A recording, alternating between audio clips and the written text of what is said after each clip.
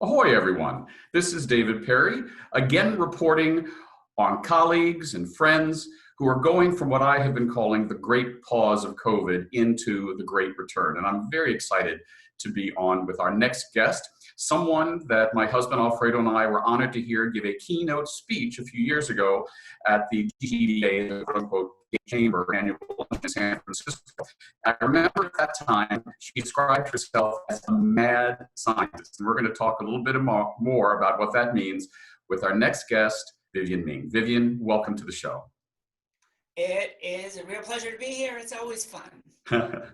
So, for those who don't know your journey, tell us a little bit about how you came to be in charge of Socos Labs and what does a mad scientist, a self-described mad scientist, do?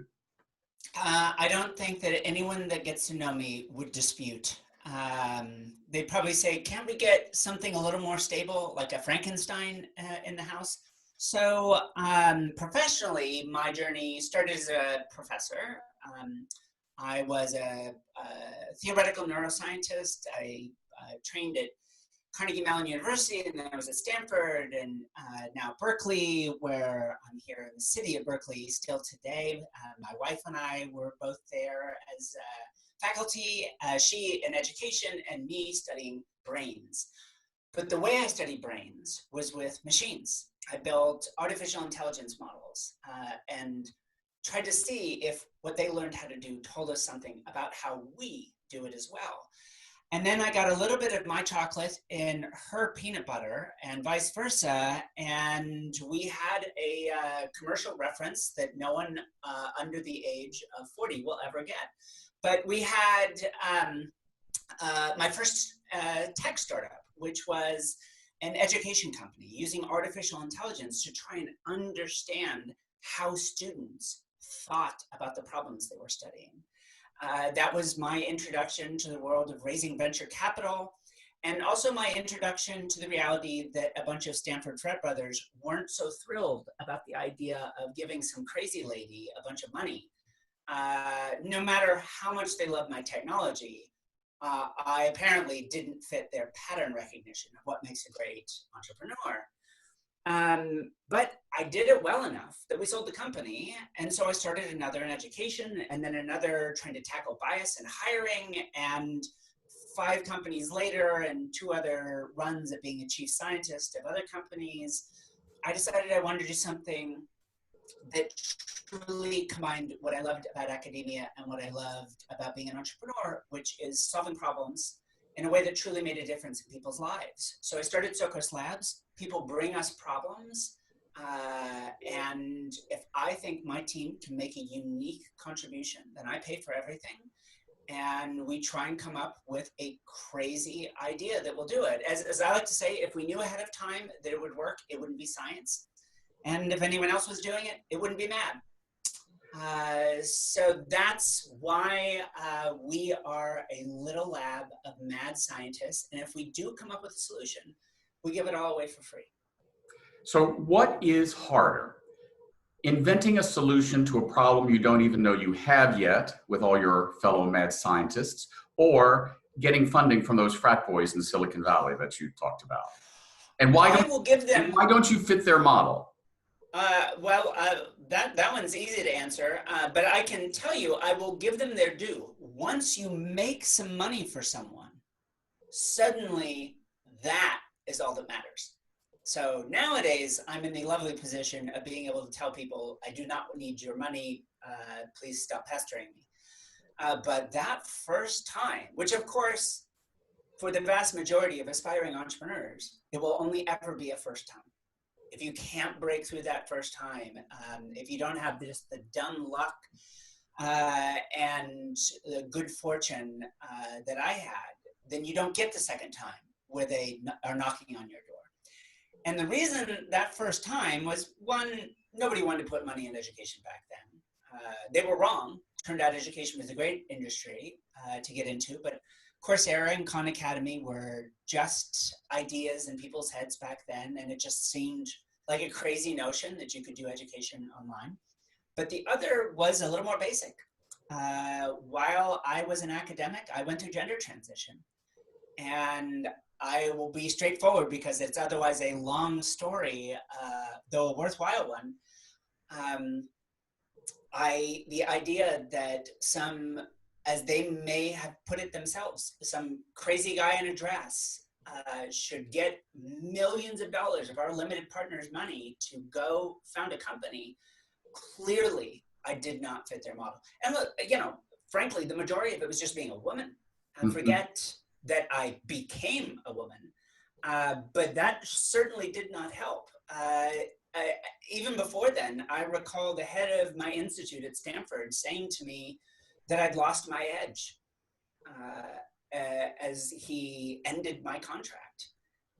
And I thought, looking back on that, we're approaching 20 years ago, looking back on that and thinking, I lost my edge. I founded 5 companies. Like there are treatments for diabetes that exist because I was me rather than this other miserable bastard that I was before. But that just doesn't fit people's models. Right.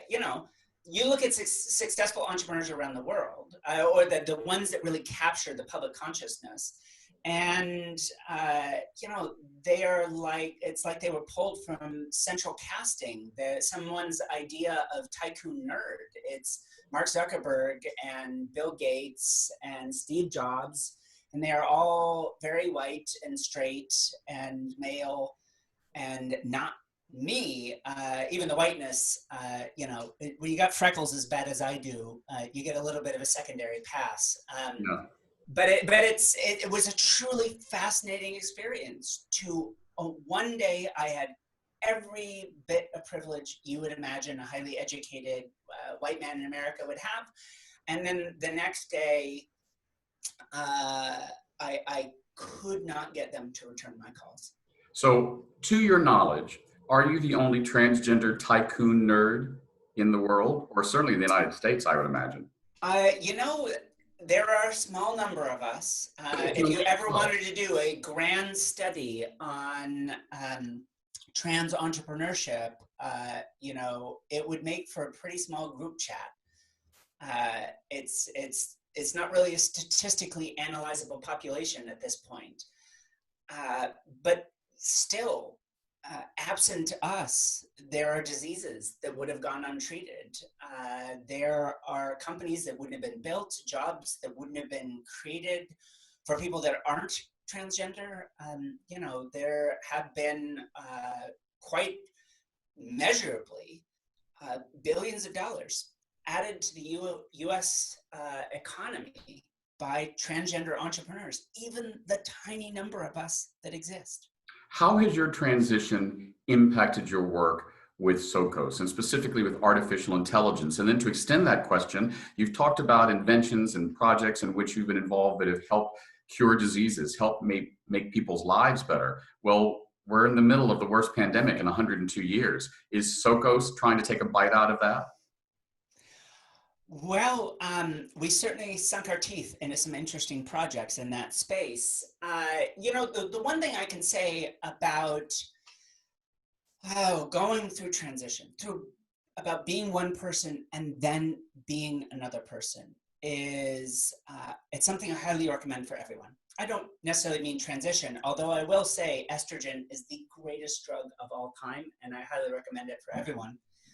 But rather just the idea, it is so easy in one lived life to think that that's all it is, that everyone experiences it the same, or that there's just one way of being.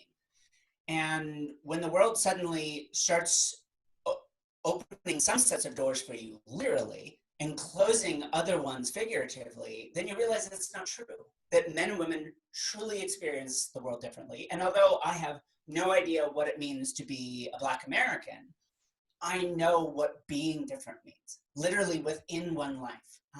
It is not a stretch for me to imagine the difference of being different. And so that has really influenced. So for me, the way particularly it affects artificial intelligence is I am not so naive as to think technology solves problems. It's just a tool.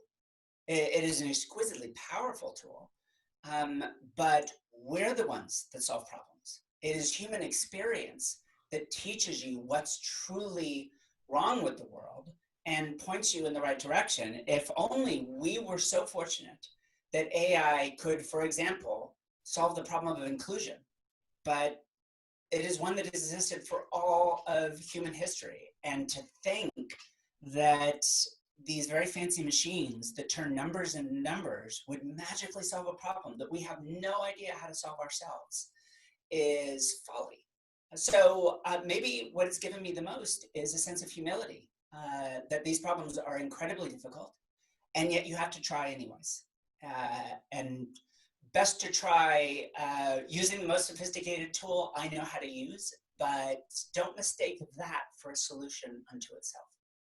So I know that besides running a company, being a mad scientist, you're raising a child, and was lucky to see her the other day on the camera with you, and we had our pre-interview. What is it like raising a child during this period? I imagine every parent is, well, you know, my husband Alfredo always says whenever we travel, every parent that travels with a child should have a statue to them in the center of town. Uh, Now add up on top of all of that, COVID. What's that been like for you and her and your wife? It's hard. Yeah, well, absolutely. I mean, my wife, for one thing, manages research for the San Francisco school system. So it's been her job to figure out at least the data side of what does an education even mean when everyone stays home? And not the least of which is our two children staying home. So my son has diabetes and autism. It's been an incredible challenge, you know, for him to feel a social relationship with his teachers through a camera, given that he's already has such a hard time building those relationships as it is. And then my daughter, who you met, who just gets that all for free. I mean, she is a bit of a social machine, and bright and engaged. And in the end, they just have each other day to day. My wife and I work full time, as almost every set of parents have to nowadays.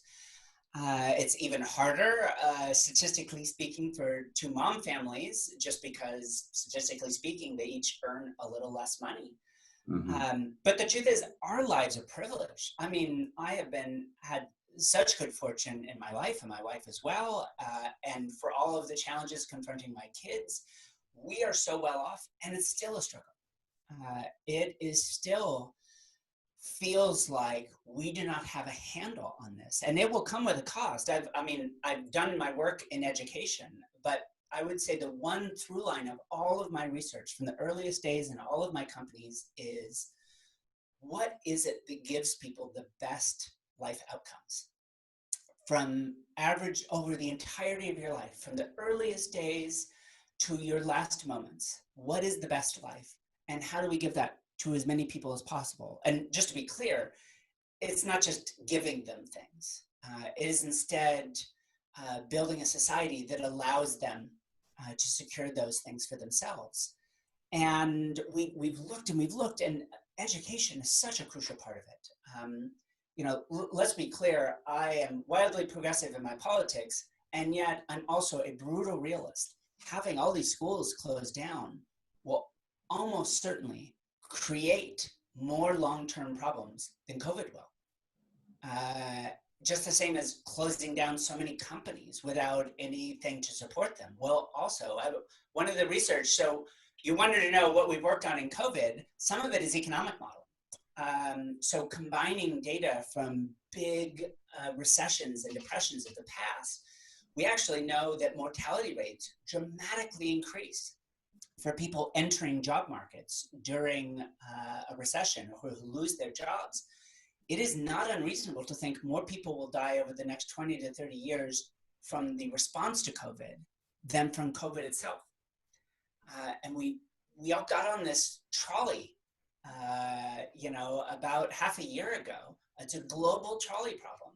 And on one end is people dying now, and that is terrible. And on the other end is people's long-term life outcomes taken away. And that is terrible. And I think we need to grow up and figure out how to come up with responsible strategies that aren't do nothing or do everything. So one of the things we worked on a different project was, can you actually predict who will be a super spreader? Not to pejoritize them, but just to say, hey, you know what? Our models tell us that there are some serious problems here. You are central to Facebook's social network, and you also work in a nursing home. We will pay you to stay at the nursing home and not leave. We're going to give you hazard pay. Right now, my brother, who works for the State Department, just arrived in Baghdad.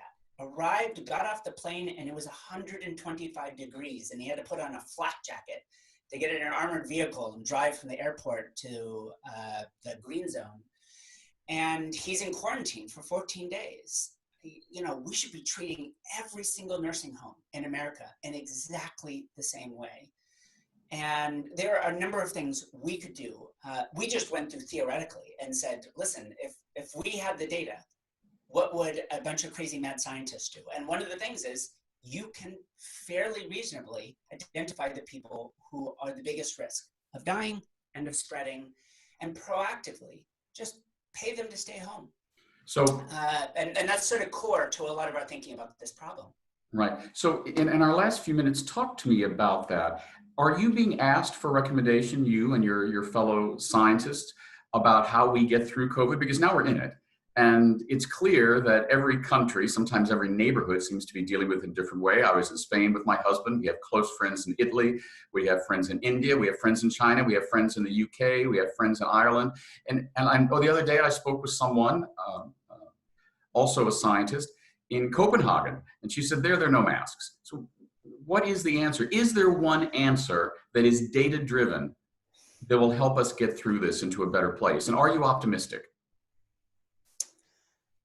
Oh my goodness. I get this question all the time, and maybe my most pessimistic response is it's hard to be optimistic that a big shock like COVID-19 produces real change when you've lived through something like Sandy Hook.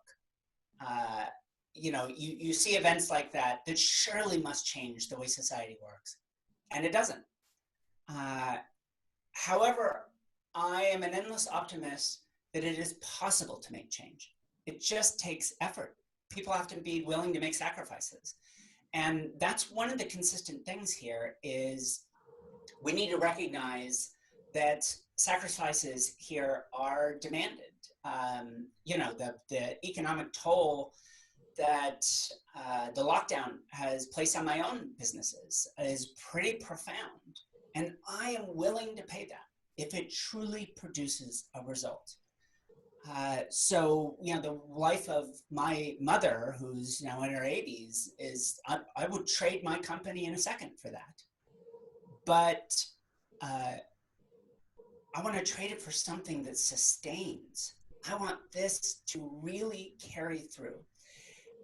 It is interesting. There has been research. I was genuinely skeptical at first, but the research seems pretty overwhelming that the use of masks does decrease spread of COVID and fatalities.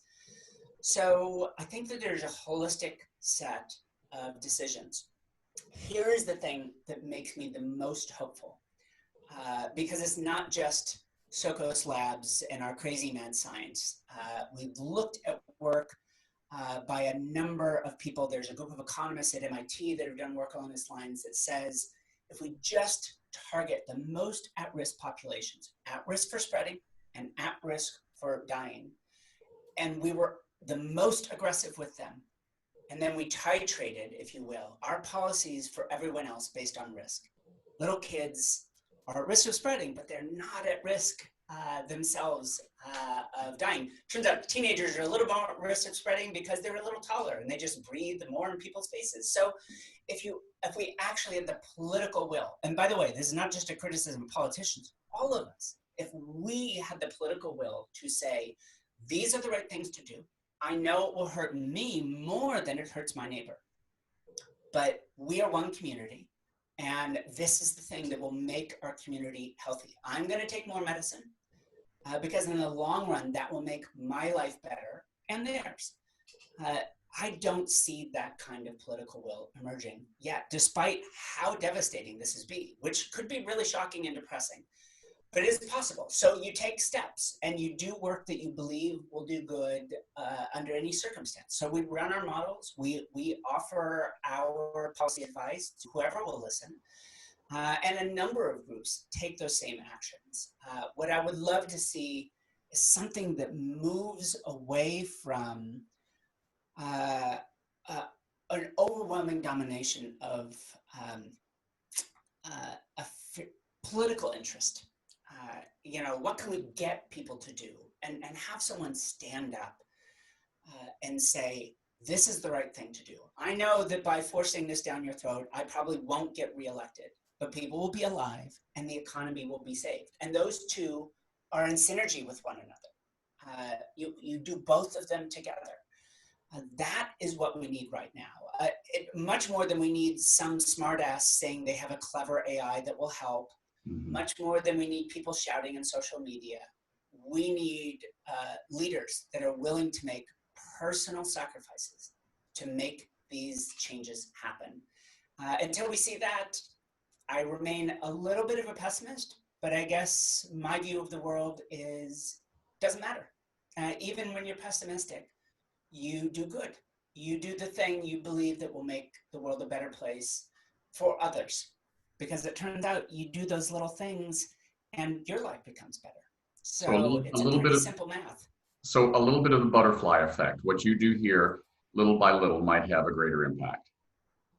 I think you're often surprised. You do 1,000 things and it was the one you least expected that ends up having the biggest impact on people's lives. So just keep doing them and put good work out into the world. It truly comes back to you. Thank you. We've been speaking with Vivienne Ming of Socos Labs, and it's always a great pleasure. We've only got about 20 seconds left. Any parting words of advice for our viewers? I would like to give you a very targeted piece of advice. We have this amazing new tool to show people how your very neighbors are making your life better. How people that might be a little different than you are creating jobs and making discoveries. We call it the Inclusion Impact Index. You can visit socos.org and see it there. Go take a look. It doesn't even need a description. Go look at how your neighbors are making your life better and how you might actually help them do even more. That is a good idea. As soon as we sign off, I'm going to go to socos.org and look for the Inclusion Index. Thank you so much. It's always a great pleasure. Thank you. Ahoy.